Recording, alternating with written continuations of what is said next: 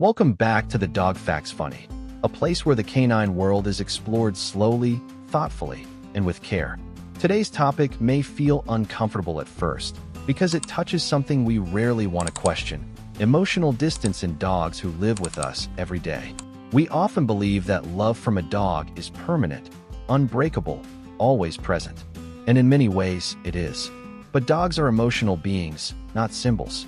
When something in their inner world shifts, they don't announce it. They adjust. They grow quieter, softer, more distant in ways that are easy to misread.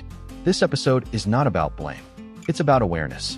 Because sometimes, what looks like disobedience or moodiness is actually a dog asking for emotional safety without knowing how to ask. Before we begin, remember this: love doesn't always leave. Sometimes, it just steps back to protect itself. Avoiding prolonged eye contact. When a dog who once held your gaze begins to look away more often, it can feel unsettling. Not dramatic, just different. You call their name, they glance briefly, then redirect their eyes elsewhere, as if something between you has shifted slightly out of alignment. In the canine world, eye contact is not casual. It's emotional exposure. A relaxed, soft gaze reflects trust and safety, while avoidance often signals uncertainty. Your dog may not feel angry. They may feel unsure about how you'll respond, or overwhelmed by changes they don't understand. This can happen after repeated scolding, unpredictable routines, or emotional tension in the home. Dogs are sensitive observers. They notice tone changes, posture shifts, and emotional undercurrents long before we do.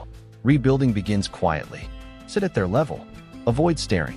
Let eye contact happen naturally again, without demand. When a dog chooses to look at you freely, it's not obedience. It's trust returning on its own terms.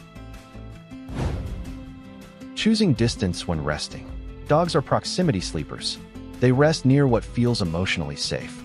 So when a dog consistently chooses to sleep farther away, in another room, behind furniture, or at the edge of shared spaces, it's often more emotional than physical. This isn't rejection, it's regulation. Dogs retreat when they need emotional calm. Loud environments, overstimulation, inconsistent interactions, or feeling misunderstood can push them towards solitude. Distance becomes a way to self-protect, not disconnect permanently. If your dog rests nearby but no longer touches you or positions their body facing away, it may be their way of saying, "I still trust you. I just need space right now." Let that space exist without commentary. Safety grows where pressure disappears. And when your dog eventually moves closer again, it will be because comfort has returned, not because it was demanded. Reduced response to your voice. There's a specific kind of silence that feels heavier than disobedience. You call your dog's name, using the same voice you always have, and they don't respond. Not with avoidance, not with excitement, just neutral stillness. Dogs don't ignore voices randomly. Your voice carries emotional history. When response fades, it often means your dog has learned that engagement feels confusing, overstimulating, or emotionally uncertain. This can happen if commands outweigh conversation, or if attention only comes during correction. Over time, a dog may disengage not out of defiance, but out of emotional conservation. Try soft narration instead of instruction. Speak without expectation. Let your voice exist in the space again as something safe, predictable, and calm. Dogs return to voices that feel emotionally reliable. Loss of interest in shared play. Play is emotional intimacy for dogs. It's not just exercise, it's shared joy, mutual attention, and emotional release. When a dog stops initiating or responding to play, something deeper than boredom may be present. A withdrawn dog may still accept toys, but with low energy, or disengage quickly. Their body participates, but their spirit doesn't follow. This often happens when emotional needs are unmet or when routines feel rigid instead of relational. Dogs need play that feels cooperative, not demanding.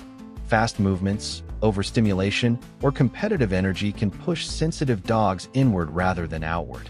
Sit with the toy instead of presenting it. Let stillness invite curiosity. When your dog re-engages naturally, it's a sign that emotional safety is returning, quietly and without pressure. Increased sensitivity to touch. Touch that once felt welcome may suddenly feel tense. Your dog stiffens slightly, moves away after a few seconds, accepts affection, but doesn't lean into it. This doesn't mean your dog no longer loves touch. It means touch may no longer feel predictable. Dogs who feel emotionally uncertain become hyper-aware of physical interaction, especially if touch has been inconsistent or emotionally charged. Watch for microsignals. Lip tension, shallow breathing, delayed relaxation. These are not warnings, they're communication. Offer shorter, gentler contact. Let your dog initiate more often than you do. Love grows strongest when touch is invited, not assumed. Hyperindependence indoors. Dogs are social by nature. When a dog begins to self-isolate indoors, occupying themselves constantly, pacing alone, or staying alert instead of relaxed, it can signal emotional self-reliance. This often develops when a dog feels they must manage their environment alone. Noise, unpredictability, emotional inconsistency, or lack of calm connection can push dogs into quiet vigilance. They're not being good, they're coping. Reintroduce calm togetherness without interaction demands. Sit, breathe, share space without expectation. Dogs relearn connection when they feel allowed to rest emotionally, not perform. Neutral reactions to your presence. Perhaps the hardest sign to notice is neutrality. Not avoidance, not resistance, just emotional flatness when you enter the room. Your dog doesn't rush to you, doesn't leave either. They acknowledge you the way they might acknowledge furniture, present, but emotionally uninvolved. This doesn't mean love is gone. It means emotional meaning has faded temporarily, and meaning can be rebuilt. Consistency is the repair. Calm routines, predictable responses. Emotional steadiness. Dogs return to connection when they feel emotionally seen, not managed. If you recognized your dog in any of these signs, pause before you worry. Emotional distance is not the end of a bond. It's a signal that something needs gentler understanding. What looks like withdrawal is often a form of self-protection, a quiet way your dog is saying that the world has felt a little too fast, a little too loud, or a little too uncertain lately. Dogs don't punish. They adjust. They retreat to regulate. They step back to feel safe again. When we allow that space without taking it personally, we give them room to breathe, and in that breathing space, trust begins to settle back into place. Your patience, presence, and emotional steadiness matter more than correction ever will. Love returns where pressure leaves. It grows in consistency, in calm routines, and in the simple reassurance that they are allowed to feel without consequence. Thank you for spending this quiet moment with me, and with the canine world we all share. If this episode resonated with you, consider subscribing and joining a community of dog lovers who believe understanding is the deepest form of care. Because when we listen to dogs beyond obedience, we hear love, even in silence.